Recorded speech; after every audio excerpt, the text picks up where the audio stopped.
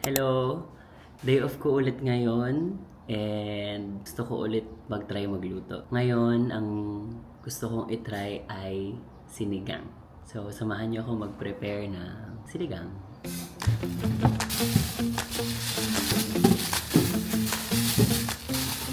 Samahan niyo muna akong maghiwa. Kinakabahan ako, hindi ko alam kung bakit. Una muna ay sibuyas. Ano ba ito? Ano ba ito? Babalatan ko ba muna ito?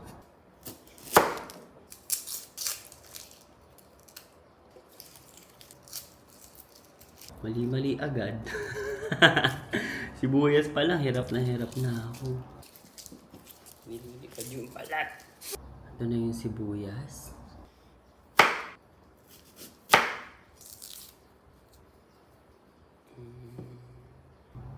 Tanggalin ko pa ba yung parang puti na to?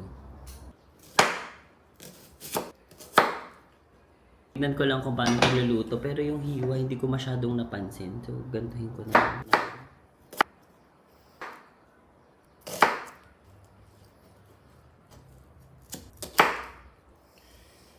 Feeling ko okay yung pagkakahiwa ko. Okay, isa pa.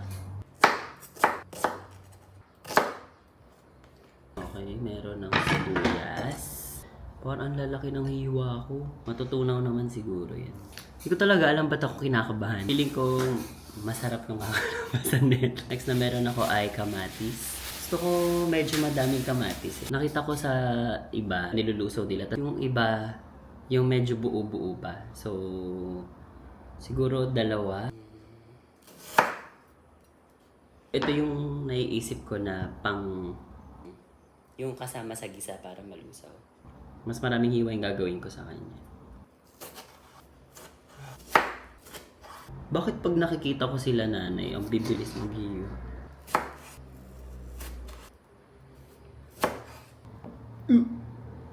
Muntik pa. Parang ang dami. Okay na yata ito. Maging ginisang kamatis na to. Okay, so okay na. Isang kamatis lang pala. Okay na yung kamatis. Next ay okra. Tatlo kasi kaming kakain kasi in-invite ko yung dalawa kong friend. Siguro 6 na okra. 4, 6. Hugasan ko muna. Okay. Okra. Tatanggalin ko ba to? Itong dulo? Or hayaan ko na lang? Siguro tanggalin ko lang tong mga yung sobrang haba.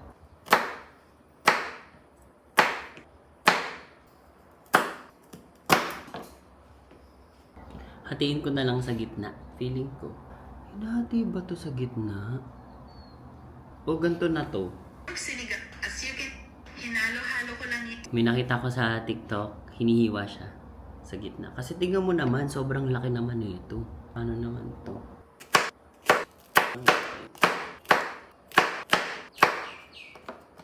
Okra. Ang next ay talong. Siguro okay na yung dalawang talong. Kasang ko muna ulit. Yan. Sure naman ako hinihiwa yung talong. Isang talong.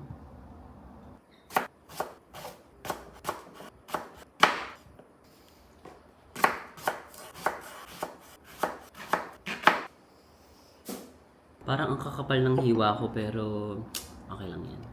Sitaw. Hindi ko alam kung gaano karaming sitaw pero ganito yung nabili ko. Parang ang dami. Siguro half lang nito yung gagamitin ko.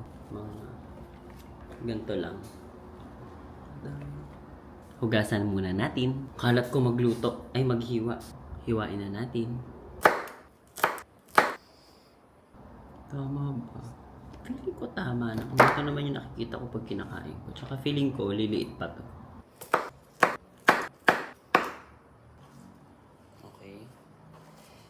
Next naman ay ang kangkong. Napadami yung bili ko. Ang dami. Tsaka panat na. No, parang luntay-luntay na. Luntay. Parang panat-panat na to. May ganito pa. Siguro ganito. Parang ang dumi naman nito. Siguro ganito lang. Or ganito. Ganito no. Konti pa. Yan. Hugasan muna natin. Hindi na fresh tong kangkong. Ang pangit na niya. Tanggalin ko muna yung ugat. Pagkatanggal ng ugat, parang wala namang matitira. Okay lang yan kasi gusto ko yung may malutong. May malutong na nangunguya. Di ba to? Hiwain ko ba itong dahon? Hiwain ko na lang. Okay na ang ating kangkong. Ang gulo. Ang kalat. Ang kalat. Gaston ko lang ulit kasi next yung baboy. Hindi ko alam kung tama bang hinuli ko yung baboy. Okay, ang huling hihiwain ay ang baboy. Yung isa may taba, yung isa purong laman. Not sure kung paano siya hiwain. Siguro hatiin ko lang ito sa dalawa.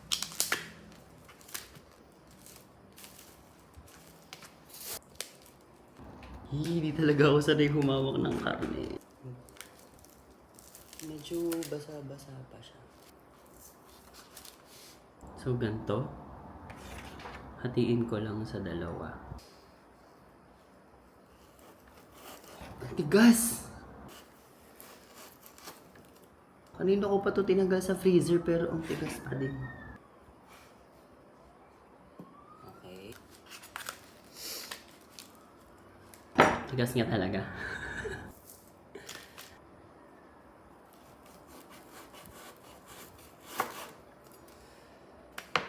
Okay ba yung gantong kalalaking hiwa or liitan ko ba? Di ba pag niluluto naman yung mga karne, parang umuurong naman. Pero ito medyo malaki, so siguro sa 3 ko ito hahatiin.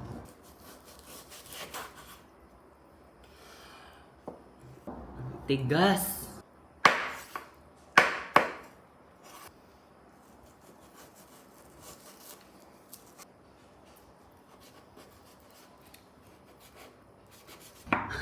Tigas. Matigas ba to o mapurol yung kutsilyo?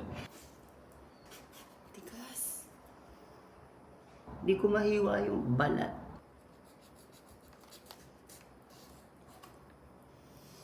At meron pa tayo nito. Siguro half lang muna. Half nito. Kasi 3 lang kaming kakain. Buksan na natin.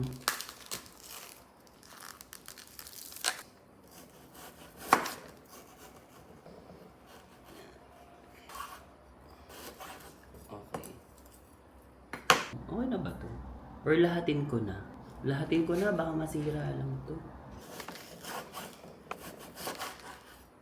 Lipat ko lang to sa pinggan. Lipat na natin. Excited ako sa taba. Okay, ready na ang ating mga ingredients. Hugas ako ng hugas ng kamay. Hindi talaga ako sanay humawak ng karne. Like, parang ngayon nga lang ako naghiwa ng karne. Oo, ngayon lang talaga ako naghiwa ng karne. Okay lang, at least natututo na ako magluto. Next ay magigisa na tayo ng kamatis at sibuyas at baboy. Ang thumbnail. Igisa na natin. Pinagpawisan ako doon. Maglagay muna tayo ng mantika.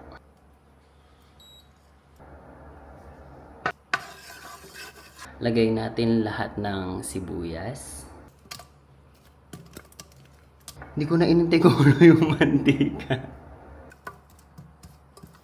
Yan ang sibuyas from Cebu. Pinagsasabay na nila sibuyas at kamatis. So, ilagay ko na din yung kamatis. Pero yung half lang yung ilalagay ko kasi gusto ko yung iba medyo matigas. Parang hindi umiinit.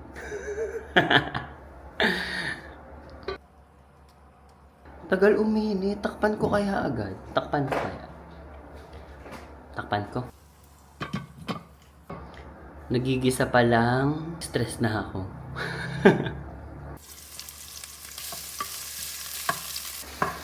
Bango. Napaproud na ako agad sa sarili ko. Amoy pa lang ng sibuyas at kamatis. Gusto ko yung yung parang lutong-luto muna yung kamatis bago ko ilagay yung baboy. Or ilagay ko na yung baboy dapat. Bango. Takpan ko muna ulit. Bango talaga. Si OA. Pero ang bango nga.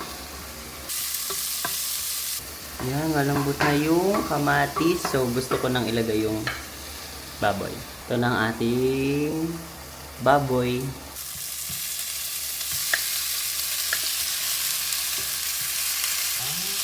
Tapos, pagkalagay ng baboy, titimplahan siya ng asin. Ito yung mga nakikita ko lang. Tansya-tansya na lang. Siguro kalahating kutsarang asin. Tapos, patis, siguro isang kutsara. Ay, 2 kutsara na lang. Nasunog ko yata. Tapos, lagyan din natin ng paminta. O baka isang kutsarang patis. Isa pa? Nanguhula lang. Or kalahating kutsara. Isang kutsara lang. Takpan ko muna, no? Kasi nakalimutan ko pala kung gaano katagal siyang igisa. So, isi-check ko muna ulit sa YouTube or TikTok kung lalagyan ko na ba ito ng tubig. Hala, saglit lang pala dapat ito igigisa. Hindi ko alam kung gaano karaming sabaw yung ilalagay. Siguro, gaano ba? Basta lumutang yung baboy, feeling ko okay na yung ganong karaming sabaw.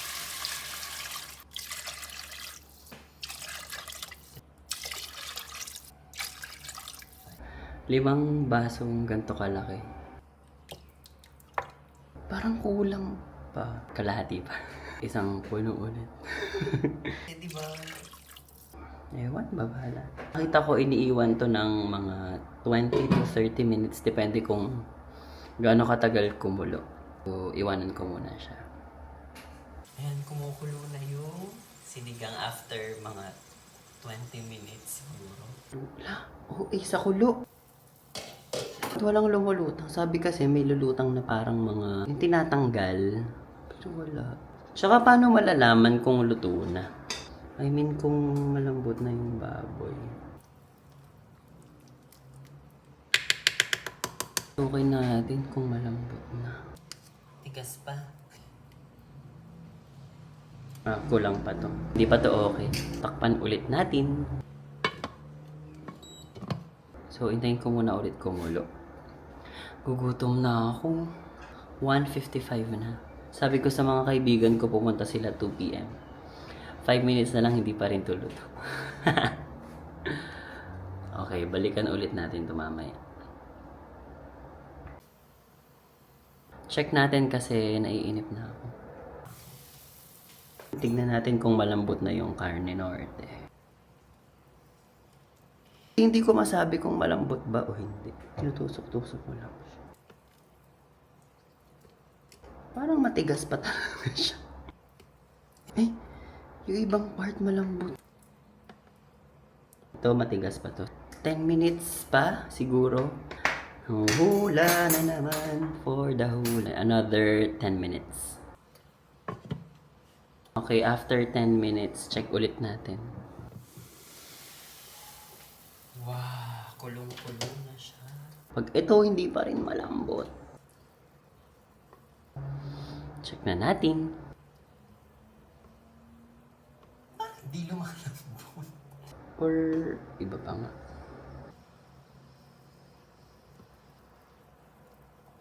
Or pwede na to, hindi ko lang masabi kung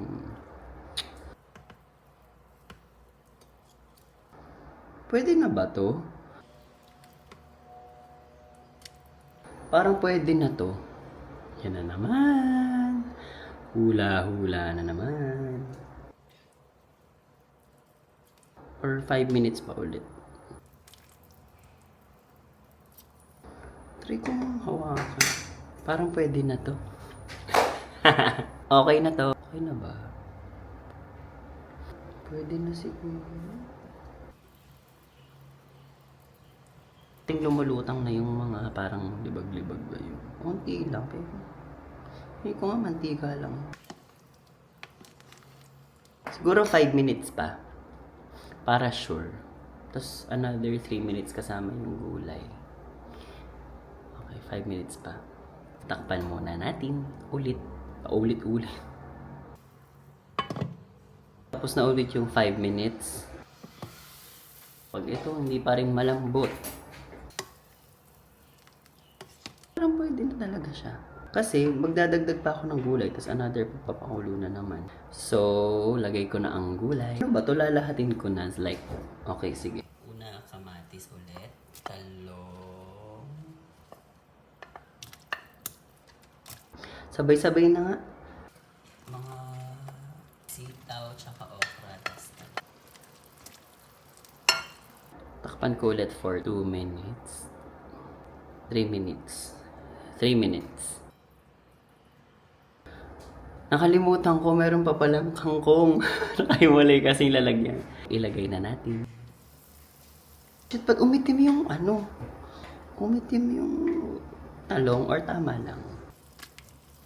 Tara, lalagay ko na yung kangkong na... Yung kangkong lang na stems. Tapos mamaya yung dahon. Kasi yun yung malambot eh. Ay, sana tama to. Hula-hula na lang talaga. Okay.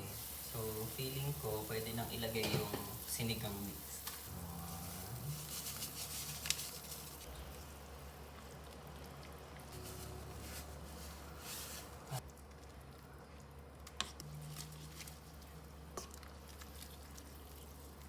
Tikman ko na. Tikman na natin.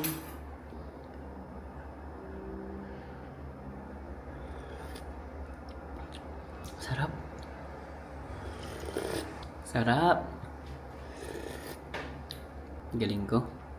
Na-pressure. Hello, ikaw. Ayun na, naka 20 seconds na ako, 1 minute na yun. Nakabidyo na. Uy, huwag kayo magre-react ng pangit. Ala.